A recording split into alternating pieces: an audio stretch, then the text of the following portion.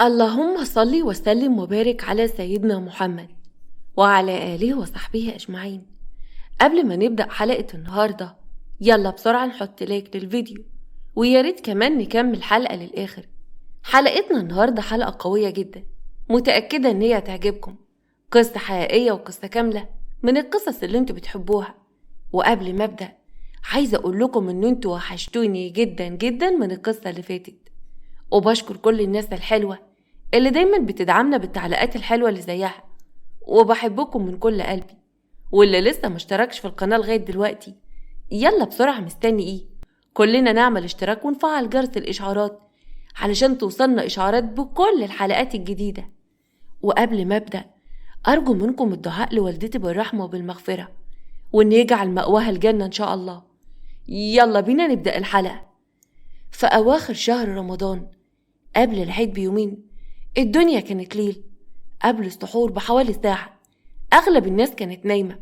في عمارة راقية كان في ولد صغير اسمه عمر، كان عنده 10 سنين. من هيئة جسمه الضعيف وهدومه المقطعة بيد أصغر من سنه. كان طلع على السلم وعمال يبص حواليه بخوف. طلع مفتاح شقة من جيبه ودخله في الباب وإيديه بتترعش. عمر بخوف كان بيكلم نفسه: يا رب ساعدني، مش عايز حد يشوفني. أخد نفسه بصعوبة: يا رب استرها. فتح الباب ودخل الشقة، فضل يبص حواليه ونزل على رجليه وبدأ يزحف على الأرض لغاية ما دخل على أوضة المكتب ونور النور. كان قدامه مكتب فخم جدا، كان حجمه كبير وواضح عليه الفخامة. قرب من الدرج وفتحه وبيلاقي فيه فلوس كتيرة قوي ما كانش عارف عددها. أول ما بيشوف حجم الفلوس دموعه بتنزل: كل دي فلوس وتيتا كل يوم بتنام من غير ما تتسحر. سحب رزمة كبيرة وأخد منها حبة فلوس قليلين. أنا مش عاوز غير دول وبس عشان أجيب لها حاجة تاكلها. في نفس الوقت في أوضة النوم صحيت أمانة عن المنبه عشان تروح تجهز السحور. قامت على السرير وبصت لجوزها اللي نام جنبها: يا عبد العزيز قوم يا أخويا، أنا هحضر السحور، ما تفوق كده. قامت علشان تدخل المطبخ لكن اتفاجئت بنور المكتب مفتوح. الله، هو امتى يعني عبد العزيز بيسيب النور المكتب مفتوح؟ يا ساتر يا رب، مفيش فايدة فيه أبدا. أول ما فتحت الباب اتفاجئت بعمر قدامها، كان واقف قدام المكتب وقدام الفلوس. انت بتعمل ايه هنا؟ انت جاي تسرقنا واحنا نايمين؟ ده انت يومك النهاردة مش معادي. قربت ناحيته مسكته من التيشيرت: ده انا هخرب بيتك، هخرب بيتك انت وجدتك اللي بعتاك. يا عبد العزيز اصحى يا عبد العزيز، تعالى شوف امك وابنك اللي بيستغفلوك. عمر كان بيعيط بخوف: انت ليه بتعملي كده؟ اسكتي، بابا كده ممكن يسمعك، انا مش عايز منكم حاجة، انا همشي. اماني بصت له بغل وبكره: انت مالكش خاطر عندي، اللي زيك لو ما بقاش موجود في الدنيا كده هستريح. وحياة بناتي لا خليك تبات النهاردة مع الناس اللي شبهك، هتبات في الحبس. وبتفضل تنادي على جوزها بصوت عالي. اللي قام وهو مفزوع وشاف ابنه واقف وبيعيط. عبد العزيز بصدمة: انت بتعمل ايه هنا؟ وازاي دخلت الشقة؟ وايه اللي طلع الفلوس دي كده؟ اكيد طبعا عامل نسخة من المفتاح. شفت تربية الست الوالدة، الست خيرية الغلبانة اللي بعت حفيدها علشان يسرقنا، وكمان في رمضان. بس لا، احنا لازم نبلغ دلوقتي. ايوه، الولد ده لازم يروح المكان اللي يستاهله. عمر كان واقف وبيبكي: لا لا، متكلميش تيتا، هي ما تعرفش ان انا هنا، والله العظيم ما تعرف، انا جيت من وراها. وبص لابوه: انا كان نفسي اجيب لها حاجه تاكلها، هي من زمان ما اكلتش زفر. وبعدين اشمعنى انتوا كل يوم بتاكلوا فراخ ولحمه وكفته وانا وتيتا بننام جعانين؟ انا كنت هاخد دول بس عشان اشتري فرخه من عند ام ربيع. وفتح ايديه وطلع 200 جنيه. انا كنت جاي اخد دول بس وهمشي. عبد العزيز قرب منه ومسكه من هدومه: تقوم تسرق ابوك يا واطي؟ امال المره الجايه هتعمل ايه؟ مش انا قلتلك ان مش طايقه اشوف وشك وما تعتبش البيت ده تاني؟ يا سيدي اعتبرني مش موجوده على الدنيا. انا مش فاهم، هي اللي امك ليه ما اخدتكش معاها لما ماتت وارتحت منك انت كمان؟ بسببك وبسبب جدتك حياتي بتتدمر، لكن انا بقى مش هسكت وهطلب لك البوليس دلوقتي. ومسك عبد العزيز التليفون. بس تفتكروا عبد العزيز فعلا هيطلب البوليس لابنه الصغير؟ معقولة في أب يبقى بالقساوة دي؟ وليه عمر أصلا لجأ لكده؟ وليه مش عايش مع والده؟ وليه مرات أبوه بيتعاملوا بالطريقة دي؟ وإيه حكاية جدته؟ كل ده بقى هنعرفه في حكاية النهاردة.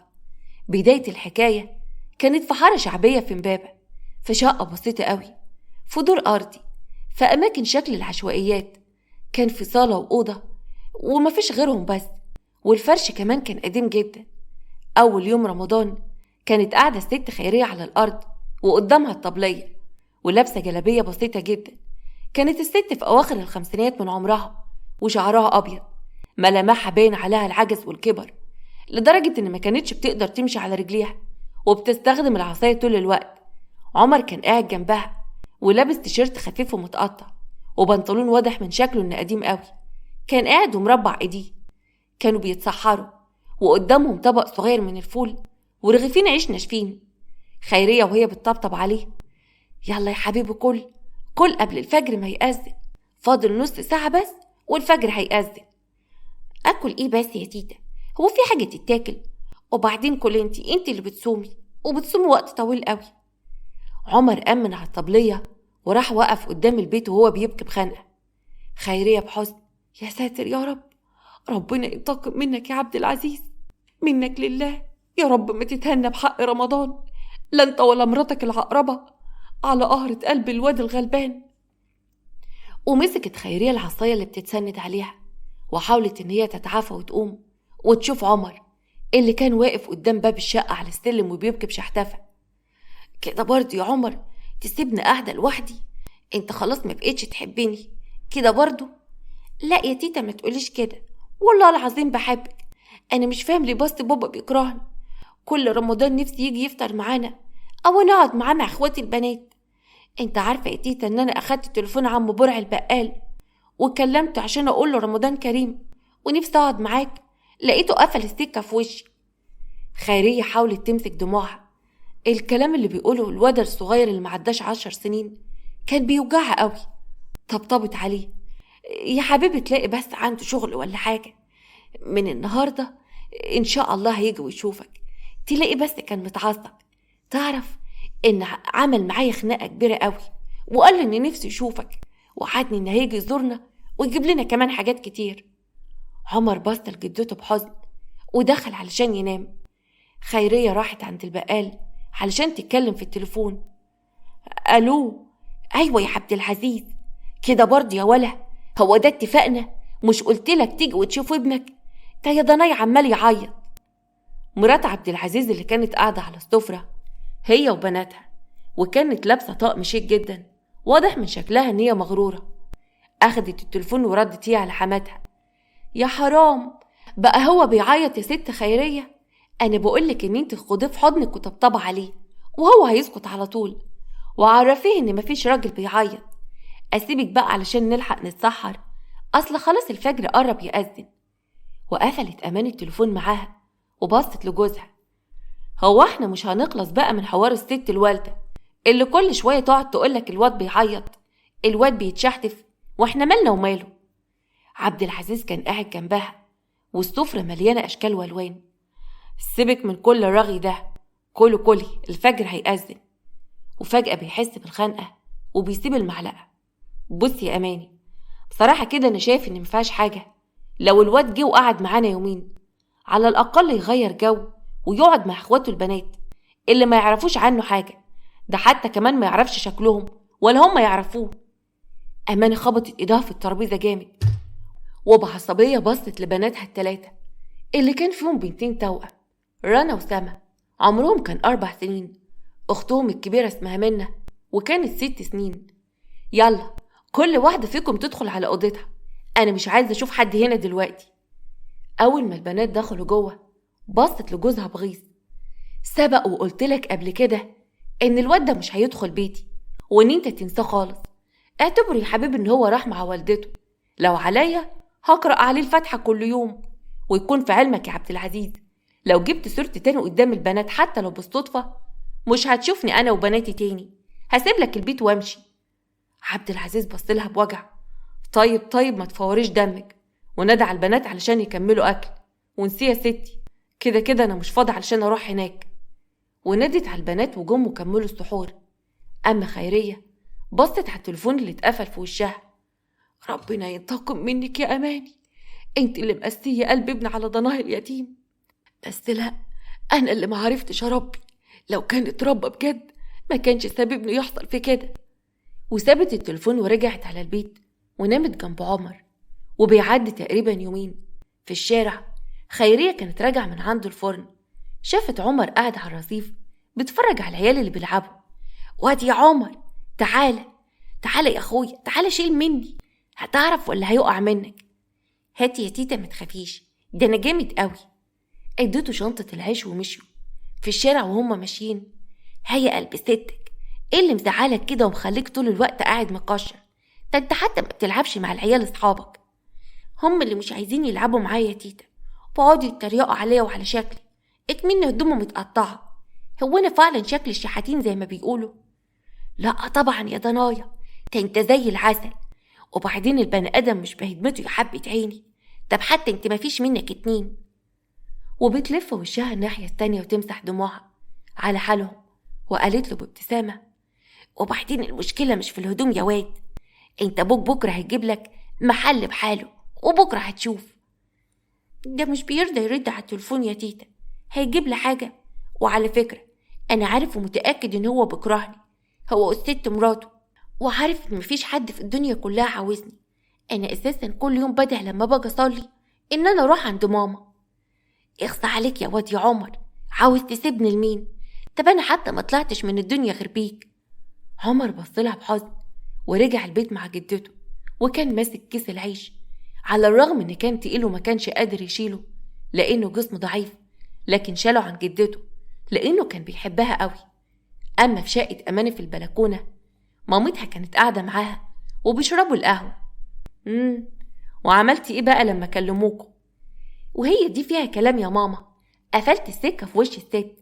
انا مش عايزة عبد العزيز يتعاطف معاهم، وكل شوية الاقي الواد الشحات ده ينط لي هنا في البيت.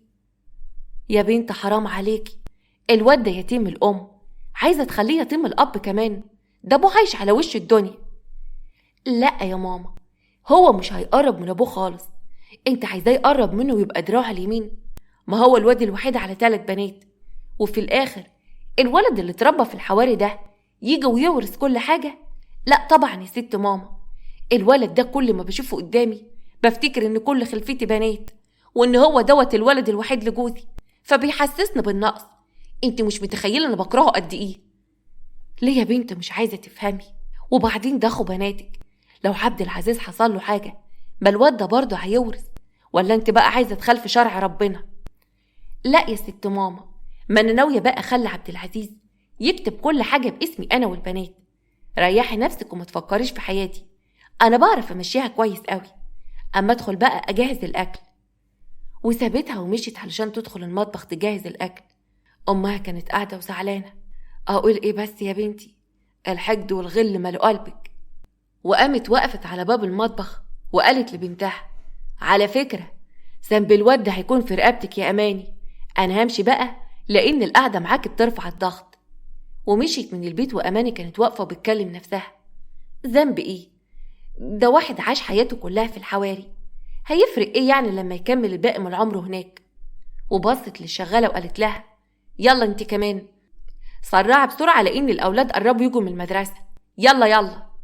اما عند عمر كان واقف في البلكونة بتاعتهم البسيطة اللي كانت في الدور الارضي، والبيت كان متبهدل جدا.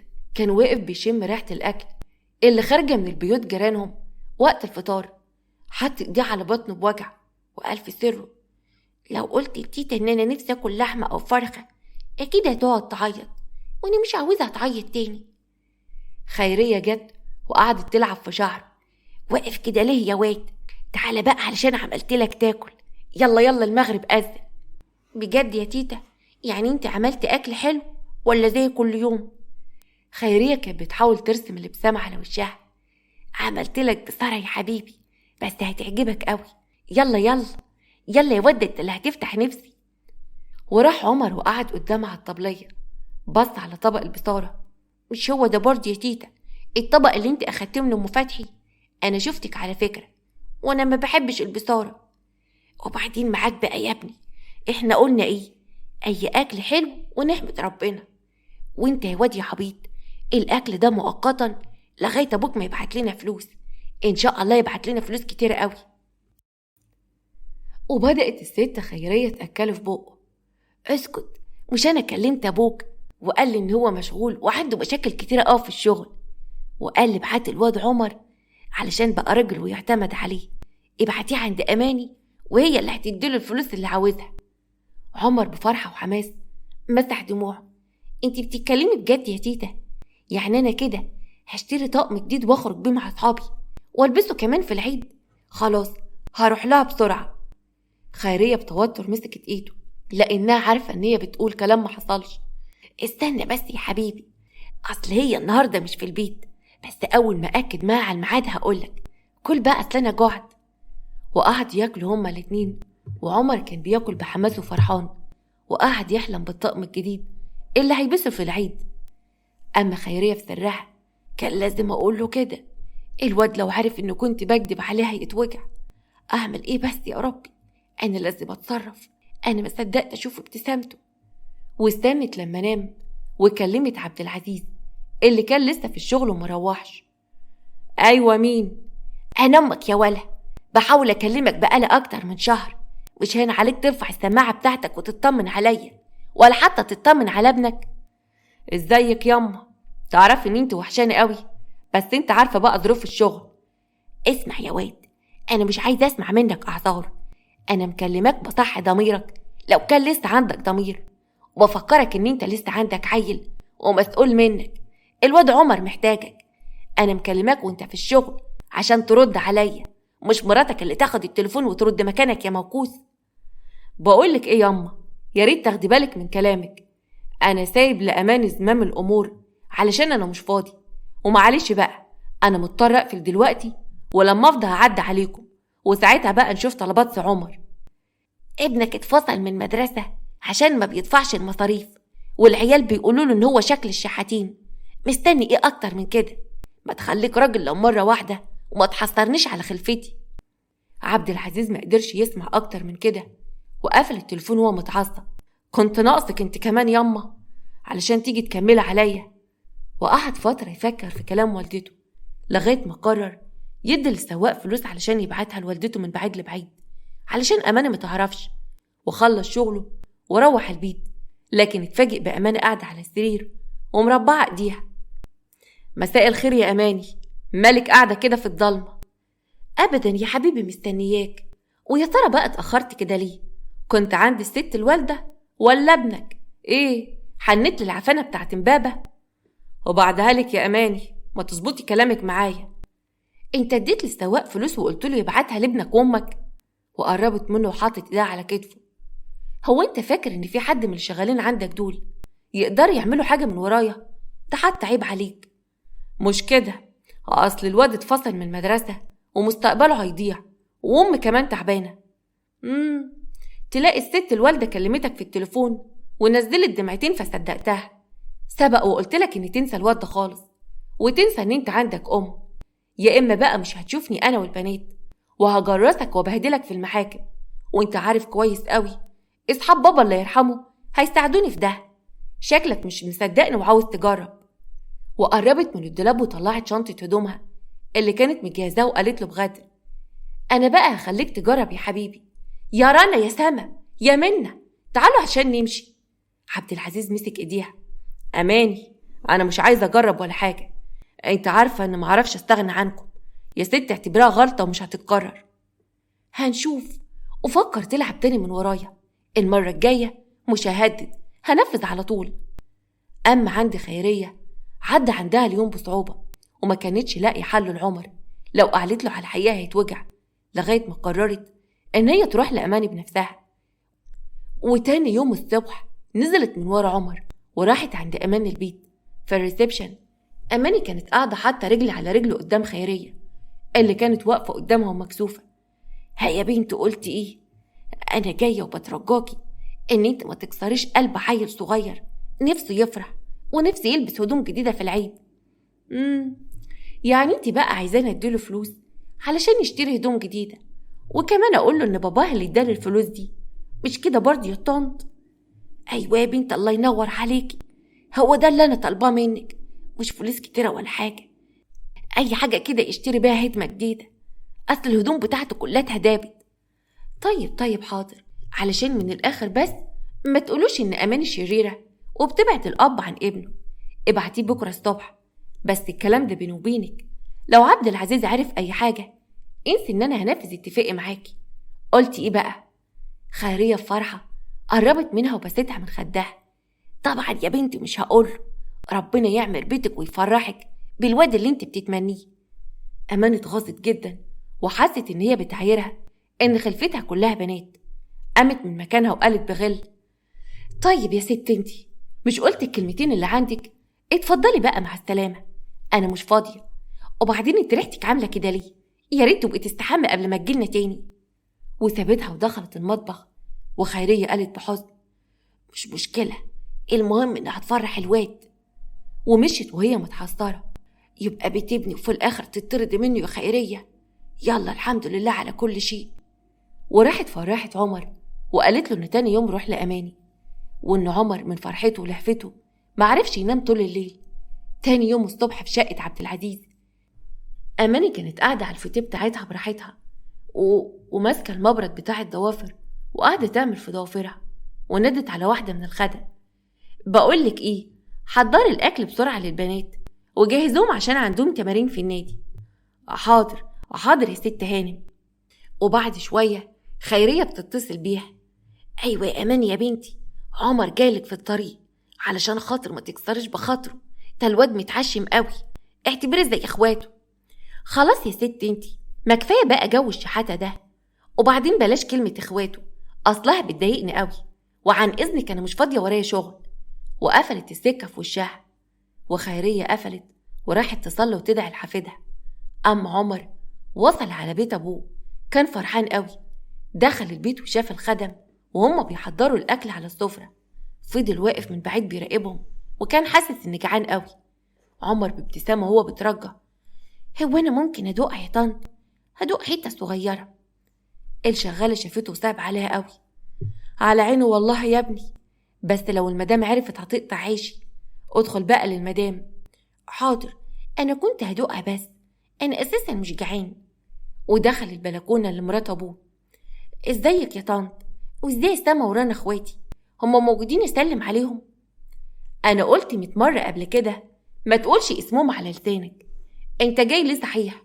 تيتا قالت لي ان بابا ساب لي فلوس هنا وجاي علشان اخدها. لا يا حبيبي، باباك اساسا ما بيطيقش يسمع اسمك، انا اللي كنت هحن عليك واديك قرشين من معايا بعد ما جدتك جيت هنا وبست ايدي وقعدت تتحايل عليا. اعمل ايه بقى في قلب الطيب؟ وبعدين انا ما قلتش ان انا هديك الفلوس على طول. عمرك سمعت ان في حد بيدي فلوس كده من غير مقابل؟ عمر بعدم فهم شاور لها بلا: برافو عليك، يبقى لازم تشتغل الاول بالفلوس دي. عايزاك بقى تدخل دلوقتي تغسل لي الحمام والسجاجيد، ولما تخلص ترمي الزبالة، اصلها بقالها يومين ما اترمتش، الشغالين اللي عندي مش فاضيين، اصل بيخدموا بناتي. بس انا مش بعرف اعمل كده يا طنط، عمري في حياتي ما غسلت سجاجيد. مش مشكلة، يبقى مش هديك فلوس وتروح لستك. لا خلاص، هغسل اللي انت قلت عليه. هما بيتعاملوا ازاي؟ اصل التيتا الدواء بتاعها خلص وانا عايزة اجيبهولها. ودخل الحمام وشمر هدومه وقعد يغسل في السجاجيد. كان كل شوية يتزحلق لغاية هدومه ما اتبلت خالص. الشغالة كانت واقفة وبصت لدادا نعمة، كانت ست كبيرة واقفة جنبها. شفت يا ست نعمة؟ شفت مرات الأب بتعمل ايه في الواد؟ أمال لو ما كانش الواد الحيلة لأبوه. نعمة كانت ست كبيرة وزعلانة قوي علشانه. ما الناس صالح يا بنتي بدل ما يتقطع عيشنا. وبعدين هو انت فاكرة لو رحت اشتكيتي عبد العزيز هيعمل له حاجة؟ تشخشخة في ايديها. يلا كملي شغلك بلا وجع قلب. أما عمر لما خلص شغله نزل علشان يرمي الزبالة. في الشارع عمر كان نازل وبيجر شنطة الزبالة الكبيرة وما كانش عارف يشيلها. عم سعد البواب شافه ونادى عليه بصوت عالي: انت مين يا واد انت؟ وبتعمل ايه هنا؟ انا عمر. شكلك الزبال الجديد ولا ايه؟ خد الزبالة دي وياك وما تعوقش، وإلا بقى مش هتاخد اليومية، جاتكم البلاوي. عمر تعب أوي وقف ياخد نفسه. أوف بقى، إيه الريحة الوحشة دي وكمان تقيلة. وساب الأكياس وراح يقعد على الرصيف عشان ياخد نفسه. لكن شاف محل هدوم عرض عبايات. أول ما شاف العباية ابتسم وافتكر جدته. أنا هجيب لها عباية من دول، ما عادش عندها هدوم خالص، هتفرح قوي بيها. وبيرفع صوابعه وقعد يعد. أول حاجة الدواء بتاع تيتا، وبعدين العباية، بعد كده بقى أجيب الطقم بتاعي. وقام بهمة يرمي الزبالة ورجع البيت عند أماني. برافو عليك يا عمر، تعرف إن أنت طلعت شاطر. وضحكت بصوت عالي. ودي يا عم الفلوس اهي، 50 جنيه بحالهم، افرح بقى واعمل اللي انت عايزه. بس دولت قليلين قوي، ده الدواء بتاع تيتا أكتر من كده. وبعدين هي مش بتجيبه عشان مفيش معاها فلوس وبدأت تتعب. أنا مش هعرف كده أجيب لها الجلابية اللي شفتها تحت. وقرب ناحيتها وقال لها علشان خاطري أنا عايز فلوس كمان، ممكن تزودي شوية؟ للأسف يا حبيبي مش متاح معايا إلا كده وبس. يلا ومش عايزة أشوفك هنا تاني. بصراحة كده وسختلي البيت، والشغالين بدأ يتكلموا عليا بسبب منظرك. فتحت الباب وطردته بره الشقة. في اللحظة دي دموعها نزلت على خده بوجع وحزن على اللي حصل له من مرات أبوه، وإن مفيش حد بيحبه خالص، وحس إن هو بيكرههم كلهم. أنا عايز أرجع عند تيتا، أنا مش طايق البيت ده ولا طايق اللي فيه. في الوقت ده شاف اخوات البنات اللي ما كانوش عارفينه، وكانوا طالعين قدامه مع السواق بتاعهم، ولبسهم كان شيك جدا وشكلهم كان نظيف قوي. اشمعنى انا مش زيهم؟ واشمعنى كمان مش بروح المدرسة؟ قبل ما يخرج من العمارة لقى البواب بينادى عليه. خد يا واد، خد دول علشان ترموهم في الزبالة، وبقى تعالى على طول وما تعوجش.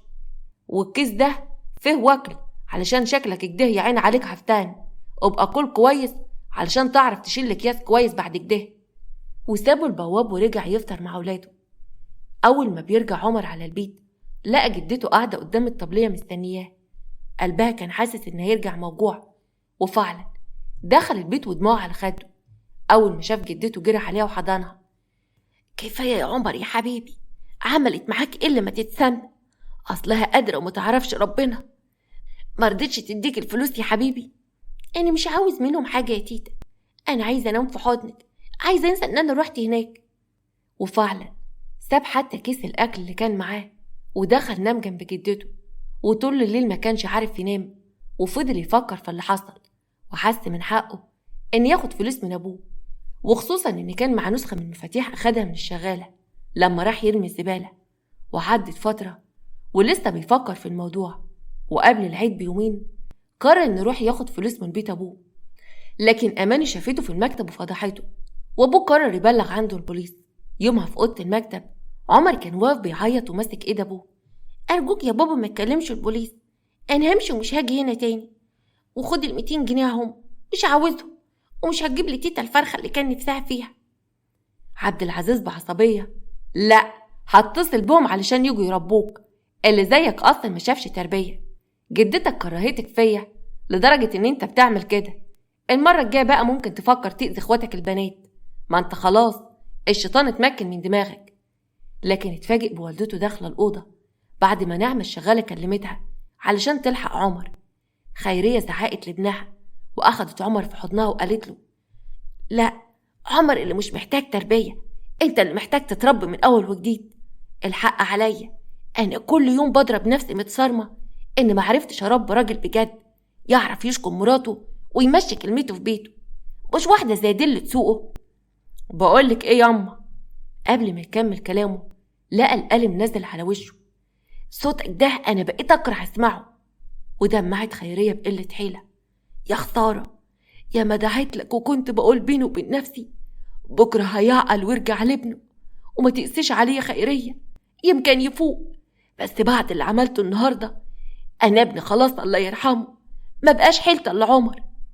ومسكت ايدين عمر: يلا يا ضنايا، يلا البيت ده متحرم علينا، متحرم علينا اليوم الدين. واخدت خيريه عمر ومشت. عمر في اليوم ده قرر ان يعتمد على نفسه ويقف على رجليه. وبعد يومين في المطبخ خيريه كانت قاعده على الارض وبتعمل العجين علشان تعمل قرص وبسكوتات وتباعها وتفتح مصدر رزق لها جديد، لانها كانت موهوبه جدا في الحته دي. انت اتجننت يا واد، عاوز تشتغل زبال؟ ده انت حتى لسه صغير، ما خرجتش من البيضة لسه. امشي يا عمر من قدامي دلوقتي. بصي بقى يا تيتا، انا سيبتك ترجعي تخبزي القرص على الرغم ان انت تعبانه، لكن انا مش هقعد اتفرج عليكي. هنزل واشتغل مع البواب اللي اسمه سعد ده، وعدني ان هيشوف لي شغل، وده بصفه مؤقته. وتحت اصرار عمر، خيريه وافقت وادته هو ماشي علبه فيها بسكوت علشان ياكل وقت ما يجوع. عند العماره البواب كان ماسك جردل ومقشه. خد بقى يا عمر يا ولدي، هتمسح الارض دي زين. الاول لازم تكنسها، وبعد كده تاخد راحه شويه، وبعد كده تلم الزباله من الشقق اللي في العماره. عارف بقى لو السكان حبوك هيدوك بكشيش قد كده. عمر بص على العماره بوجع وقال للبواب: هو انت ما ينفعش توديني عماره تانية؟ اصل انا مش عايزه اشتغل هنا. واه يا ولدي، ده اكبر عماره في المنطقه كلها. اسمع مني بس، اول ما الراجل بتاع الفرن يرد علي هقولك. وسمع عمر كلامه وبدأ يكنس في الأرض ويمسحها. لكن في عز وما بيمسح الأرض، أبوه كان طالع على السلم، لكن ما كانش شايفه لأن عمر كان مديه ظهره. عبد العزيز: معلش يا ابني، استنى بس لما أطلع قبل ما تغرق الدور. حاضر يا حاج. وسكت بوجع لما شاف أبوه. وعبد العزيز كمان وقف قدام ابنه مصدوم، وقرب ناحيته ومسكه من هدومه. انت بتعمل ايه هنا؟ مش قلتلك ان مش عايزه اشوفك هنا تاني؟ انت بتنخور في ايه بالظبط؟ اطمن بقى، انا غيرت كالون الشقه من بدري، يعني مش هتعرف تسرق حاجه. لا مؤاخذه يا حاج، انا بشتغل هنا علشان اصرف عليا وعلى جدتي، زي ما انت شايف كده، بكنس وبمسح ومش محتاج اسرق من حد. وبعد عنه واداله ظهره وبيحاول يمنع دموعه ان هي تنزل. لو سمحت يا حاج، اطلع بسرعه عشان اخلص شغلي، لسه هلم الزباله من الشقق. عبد العزيز حط ايده على راسه وطلع على الشقه، لان ما كانش قادر يواجه ابنه اكتر من كده. وقال في سره بتنهيده: هي دي اخرتها يا عبد العزيز؟ هتسيب ابنك يتبهدل بالشكل ده؟ مجرد ما دخل الشقه لقى اماني خارجه من الاوضه متعصبه. برضه نزلت الشغل من غيري؟ مش قلتلك ان انا وانت هنشتغل مع بعض؟ انا مش فاهمه انت ليه بتعمل كده. لان ما بحبش حد يمشي كلامه عليا في الشغل. مش كفايه سايبلك امور البيت لغايه ما خربتيها؟ والله وهخربها ازاي بقى؟ ده لولايا ما كانش زمانك رجل اعمال دلوقتي. ولا انت ناسي عم الله يكرمه عمل معاك ايه؟ وقربت منه وحطت ايدها على كتفه. يكون في علمك بقى، انا من بكره هكون في الشركه ومن قبلك كمان. وسابته كانت لسه هتدخل الاوضه، لكن اتفاجئت بالباب بيخبط. ولما فتحت لقت عمر واقف قدامها. الزباله يا هانم. اماني بصت له بصدمه، على الرغم ان كانت فرحانه قوي لانها اطمنت ان هو اتشرد، لكن برضه اتغاظت ان هيكون قريب من عبد العزيز. وكلمت سعد وخلته يبعده عن العماره. في الشارع سعد كان واقف بيطبطب على عمر. ما تزعلش يا ولدي، انا كان نفسي اساعدك، بس الست اللي اسمها اماني دي صعبه قوي، وانا مش ناقص. خد اليوميه بتاعتك اها، وهشوف لك شغل تاني بعيد عن هنا واصل. عمر ابتسم بغلب لانه كان عارف ان مرات ابوها تعمل كده، وطلع علبه بسكوت واداله واحده منها. معلش بقى يا عم سعد، الدنيا مستكتره عليا ان يكون معايا فلوس، خد بسكوته. سعد زعل جدا علشانه، بس اتفاجئ ان البسكوت طعمه حلو. واه، ده زينه جو يا ولدي، جبتها منين دي؟ ده شكلها عمال بيتي.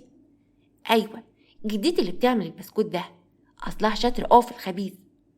طيب خلاص يا ولدي، عد عليا بكره وبعون الله هلاقيلك اي شغلانه، ما تقلقش انت، خلاص انت بقيت في اعتبار ابني.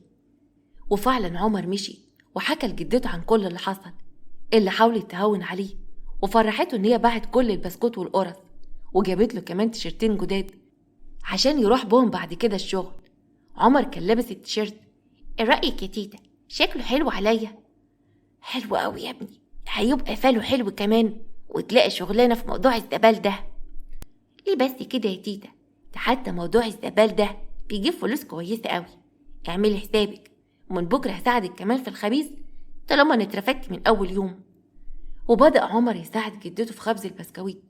وتاني يوم راح لسعد اللي فاجئه ان صاحب الفرن هياخد منه البسكوت والقرص اللي جدته بتعمله يوميا وهيباعه عنده، وكمان جاب له شغل في عمارة تانية. وافق عمر وكل يوم الصبح كان يساعد جدته في الخبيز وعمايل البسكوت ويودعها على الفرن، وبعد كده يطلع على العمارة يكنس ويمسح ويلم الزبالة. وبعد فترة خيرية كانت نايمة على الأرض بتعب بعد ما باعوا السرير، واتفاجئت بعمر داخل وكان ماسك في ايديه كيس كبير قوي. في ايه بس يا ستي؟ انت نايمة كده ليه؟ اصحي كده وفوقي وشوف انا جبتلك معايا ايه. وفتح الكيس وطلع منه العباية اللي كان نفسه يشتريها لجدته، وفعلا جابها لها. الله، ده حلو قوي يا واد يا عمر، تلاقيها غالية قوي يا ابني. اخص عليك، بدل ما تشيلك قرشين تجيب لك بوم هدمتين ينفعوك. بس دي احلى من الهدوم يا تيتا، وبعدين بصي ده تقيل قوي، هتدفيكي، الجو برد. اقولك قومي اقسيها كده وغيري الجلابيه اللي قيحت دي. وقامت وغيرت ولبست العباية اللي جابها عمر، وكانت فرحانه قوي ان اول قرش مسكه في ايده فكر فيها هي. اما في الشركه عند عبد العزيز كانت مراته قاعده قدامه. وانت مين اداك الحق ان انت توافق على صفقه زي دي؟ دي شركه مشبوهه وسمعتها زي الزفت. احنا خسرنا بقى الفلوس بتاعتنا بسبب دماغك البايظه دي. اماني كانت متضايقه جدا بسبب الصفقه اللي خسرتها، وكانت متراهنه عليها. بصت له بكل برود. وانا يعني لما حاجه واحده تبوظ مني فيها ايه بس؟ ما حسسني يعني ان الشركه بتاعتك دي ما فيهاش الا الفلوس اللي انا خسرتها. ما تنساش ان عمي السبب في كل اللي عندك ده. واخدت الشنطه بتاعتها. انا مروحه البيت، اصل مودي اتغير، ولما ترجع بقى بقول لي اتصرفت ازاي. اول ما خرجت من الشركه اتعصب ورمى كل اللي على المكتب. انا اللي غلطان، انا اللي وافقت انها تتدخل في شغل كمان. الظاهر كده مش هترتاح لما تخرب كل حاجه زي ما خربت علاقتي مع امي وابني. ربنا يريحني منك يا اماني. وبعد 5 شهور في يوم عمر كان راجع وشايل الصاج على راسه اللي بيعملوا فيه البسكوت. اتفاجئ لما دخل الشقه ان لقى فيها ناس غريبه، وجدته كانت واقفه على جنب. في ايه يا ستي؟ ايه اللي حصل؟ ومين الناس دول؟ اطمن يا ابني، مفيش حاجه. واول ما الناس مشيت قربت منه. انا هبيع البيت ده يا ابني، هو تمليك، هو صاح بيت قديم بس هيجيب لنا مبلغ كويس. هناخد جزء من فلوسه ونأجر الشقه اللي على اول الشارع، والباقي هشيلهولك يا ضنايا علشان لما تكبر تفتح فرن خاص بيك. معقوله يا ستي؟ يعني انت عايزه تخرجي من الشقه بتاعتك اللي كنت عارفه ان انت ما تسيبيهاش الا بعيد الشر يعني لما تقابلوا ربنا؟ عشان خاطرك انت يا ابني سيب كل حاجه. تعرف يا واد يا عمر، انا فخوره بيك قوي. انت عندك 10 سنين وعرفت تحوش فلوس، وطلعت كمان بتعرف تخبز. تعرف ان انت راجل جدع قوي. ربنا يخليك ليا يا ستي، ما يحرمنيش منك ابدا. وبعد اقل من شهر نقلوا في شقه ايجار اللي تقريبا في مكان برضو كان عشوائي. وفي يوم عمر كان لابس هدوم المدرسه ومسك الشنطه وفرحان قوي. يا واد تعبتني، اقف بقى، اقف كده، هديت حيلي، خليني اسرح لك شعرك. اصل انا متحمس قوي يا تيتا، اخيرا هرجع المدرسه. تعرف ان اصحابه وحشوني. الحمد لله يا ابني، ده احنا دفعنا المصاريف. مش قلتلك ان ربنا حنين يا حبيبي؟ اسمع بقى، انا اتكلمت مع البواب واتفقت معاه ان انت مش هتشتغل في العماره تاني. انت بس هتشتغل في الفرن اللي احنا اجرناه لحسابنا، تبيع مع الراجل بتاع البسكوت. ماشي يا تيتا، حاضر. انزل بقى يا حبيبي وخد مصروفك اهو، ربنا يجعلك في كل خطوة سلامة. ونزل عمر وراح المدرسة على الرغم ان فاتته سنة، لكن كان فرحان قوي. اما عبد العزيز رجع الشقة، كان قاعد على الكنبة وبيفك الجرافطة، ما كانش قادر ياخد نفسه. اماني مسكت شنطة هدومه. انت كمان لك عين تيجي هنا؟ على فكرة انا رفعت عليك قضية خلع، لان خلاص هاخد عيالي وما عدتش عايزة اكون على ذمتك.